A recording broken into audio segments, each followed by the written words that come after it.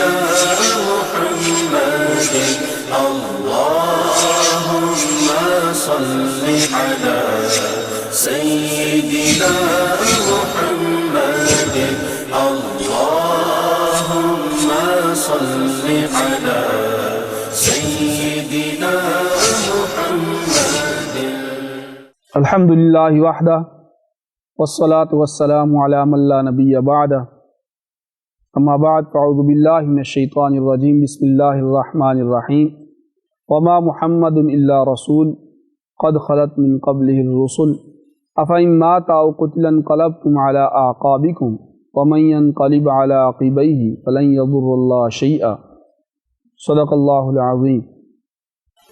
اٹل حقیقت ہے اس دنیا میں جس نفس نے آنا ہے اس نے اپنا مقررہ وقت گزار کر اپنا کردار ادا کر کے اس دنیا سے ابدی زندگی کی طرف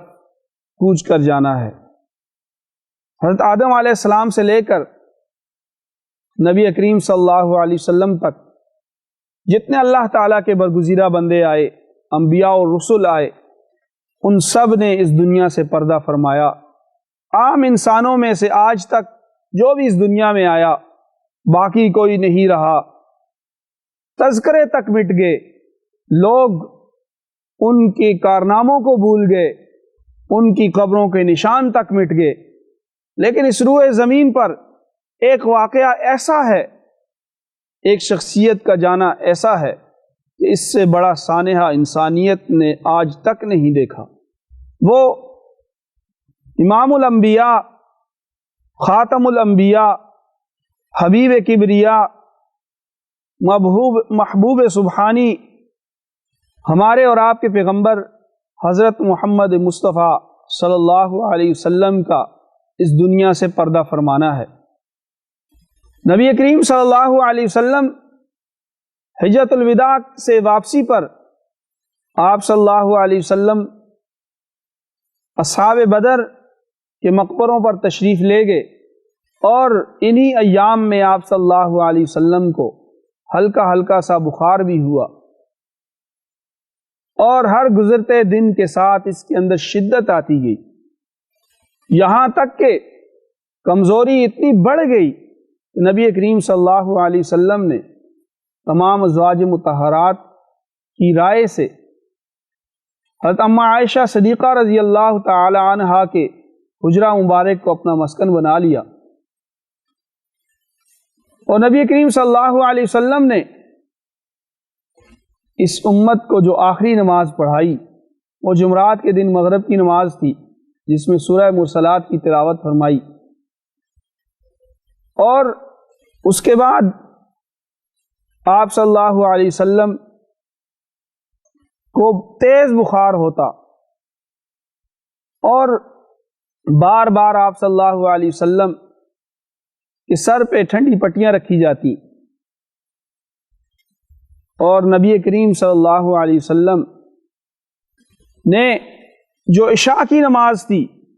اس کے حوالے سے جو ہی ہوش میں آئے، مدہوشی طاری ہو جاتی تھی، ہوش میں آئے تو سوال کیا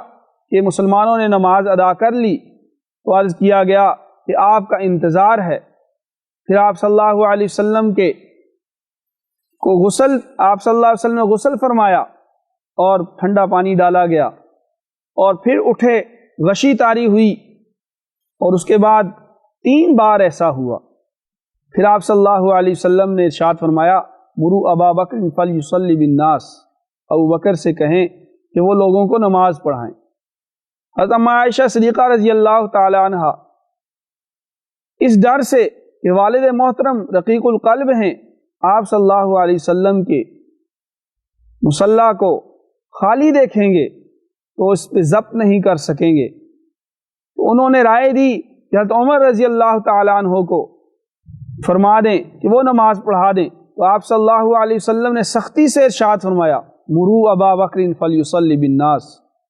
ابو بکر سے کہیں کہ وہ لوگوں کو نماز پڑھائیں. اور اس کے بعد جناب صدیق اکبر رضی اللہ تعالی عنہ نے لوگوں کو نماز پڑھائی. اور 17 نمازیں ایسی ہیں کہ جو آپ صلی اللہ علیہ وسلم کی موجودگی میں جناب صدیق اکبر رضی اللہ تعالیٰ عنہ نے آپ کے مصلی پہ پڑھائیں۔ پیر کے دن فجر کی نماز میں نبی کریم صلی اللہ علیہ وسلم نے حجرہ مبارک کا پردہ ہٹایا اور اپنے صحابہ کو، اپنی محنت کو، اپنی 23 سالہ اس پونجی کو دیکھا کہ آج وہ صدیق اکبر رضی اللہ تعالیٰ عنہ کی ابتدا میں نماز ادا کر رہے ہیں، تو چہرہ مبارک پہ خوشی کے آثار نمایاں ہوئے۔ حضرت انس رضی اللہ تعالیٰ عنہ روایت فرماتے ہیں کہ اس سے زیادہ خوشی میں نے نبی کریم صلی اللہ علیہ وسلم کی چہرے پہ کبھی نہیں دیکھی تھی۔ اس سے پہلے کہ صحابہ کے مجمع میں کچھ حرکت پیدا ہوتی، آپ صلی اللہ علیہ وسلم نے آخری بار پردہ گرا دیا، اور یہ آخری دیدار تھا جو آپ صلی اللہ علیہ وسلم کی حیات مبارکہ میں صحابہ نے آپ صلی اللہ علیہ وسلم کا کیا۔ اور چاشت کے وقت کے آپ صلی اللہ علیہ وسلم یہ دعا فرما رہے تھے، اللہم بالرفیق الاعلی، اور یہ بھی ارشاد فرما رہے تھے ان للموت سکرات، اور اس شدت کو دیکھتے ہوئے آپ صلی اللہ علیہ وسلم کی بیٹی حضرت فاطمہ رضی اللہ تعالی عنہ وہ ضبط نہ کر سکیں اور کہا واہ کر بابا تا، ہائے میرے ابا جان کی تکلیف۔ اور اس عالم میں آپ صلی اللہ علیہ وسلم نے اس فرشتہ کی آمد پہ لبیک کہا اور اپنے خالق حقیقی سے ملاقات کے لیے تشریف لے گئے۔ اور یہ وہ گھڑی تھی جو اس امت پہ بجلی بن کے پڑی۔ حضرت عمر رضی اللہ تعالی عنہ جیسے جلیل القدر صحابی وہ اپنے حواس کھو بیٹھے تھے اور یہ کہہ رہے تھے کہ نبی کریم صلی اللہ علیہ وسلم بھی موسیٰ علیہ السلام کی طرح، جس طرح وہ کوہ طور پہ گئے تھے، آپ بھی آسمانوں پہ تشریف لے گئے ہیں، اللہ تعالیٰ سے ملاقات کرنے تشریف لے گئے ہیں، اور جلد واپس آئیں گے اور ان لوگوں کے ہاتھ اور پاؤں کاٹ دیں گے جو ایسی بات کرتے ہیں۔ حضرت عثمان رضی اللہ تعالیٰ عنہ اپنے حواس پہ قابو نہیں پا سکے، اور جناب صدیق اکبر رضی اللہ تعالیٰ عنہ جب مسجد نبوی میں تشریف لائے تو یہ منظر دیکھا، پھر حجرہ ام عائشہ صدیقہ رضی اللہ تعالیٰ عنہ میں تشریف لے گئے، آپ صلی اللہ علیہ وسلم کے چہرہ انور سے چادر ہٹائی اور پھر پیشانی مبارک پہ بوسہ دیا اور کہا کہ اس کے بعد 2 موتیں اللہ تعالیٰ آپ پہ جمع نہیں فرمائیں گے، اور بھیگے چہرے کے ساتھ مسجد میں تشریف لائے، اور عمر رضی اللہ تعالیٰ عنہ اپنے جوش میں گفتگو فرما رہے تھے، آپ نے حکمت کے ساتھ دوسری جگہ تشریف آپ لے گئے اور وہاں پہ لوگوں کو سے گفتگو کرنی شروع کی اور خطبہ پڑھا۔ خطبہ کے بعد یہ آیات پڑھی، وَمَا مُحَمَّدٌ إِلَّا رَسُولٌ، محمد صلی اللہ علیہ وسلم اللہ کے رسول ہیں۔ آپ سے پہلے بھی انبیاء کا ایک سلسلہ گزرا ہے، اور اے مسلمانوں، اگر آپ صلی اللہ علیہ وسلم خدا نخواستہ شہید کر دیے جائیں یا ان پہ موت آ جائے تو تم الٹے پاؤں پھر جاؤ گے۔ یہ آیات سننی تھی کہ حضرت عمر فاروق رضی اللہ تعالی عنہ کی ٹانگوں سے جان نکل گئی اور زمین پہ گر پڑے، اور اس بات کا انہیں یقین ہو گیا کہ آپ صلی اللہ علیہ وسلم اس دنیا سے تشریف لے جا چکے ہیں، اور ارشاد فرماتے ہیں کہ مجھے یوں محسوس ہوا کہ یہ آیات آج نازل ہوئی ہیں۔ ہر طرف ایسا سما تھا کہ مسلمان افراتفری کے عالم میں تھے، اور اس موقع پہ اس امت کو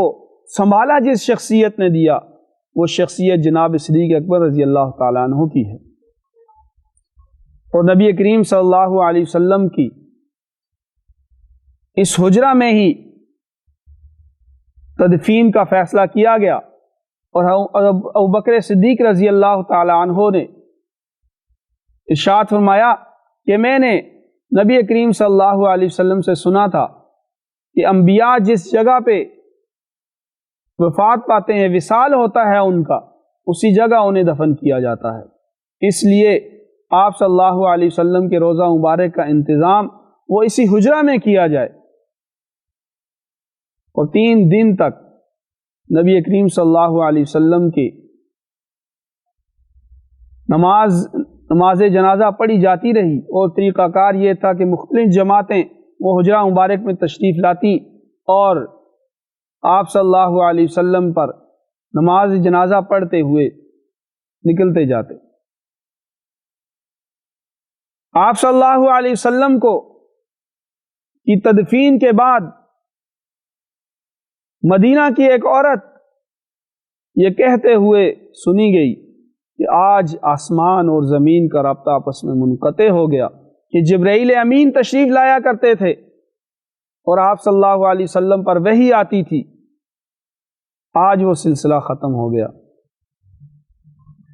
انسانیت نے اس سے بڑا غم نہیں دیکھا۔ اگر کسی کو بقا ہوتی وہ نبی کریم صلی اللہ علیہ وسلم کی ذات تھی۔ جب اللہ تعالیٰ کے محبوب اس دنیا سے تشریف لے گئے تو یہاں پہ باقی کسی نے نہیں رہنا، سب نے اس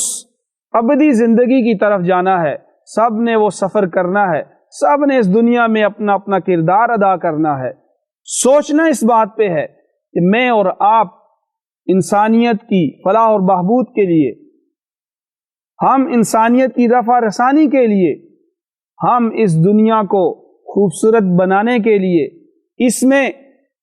اسلامی اور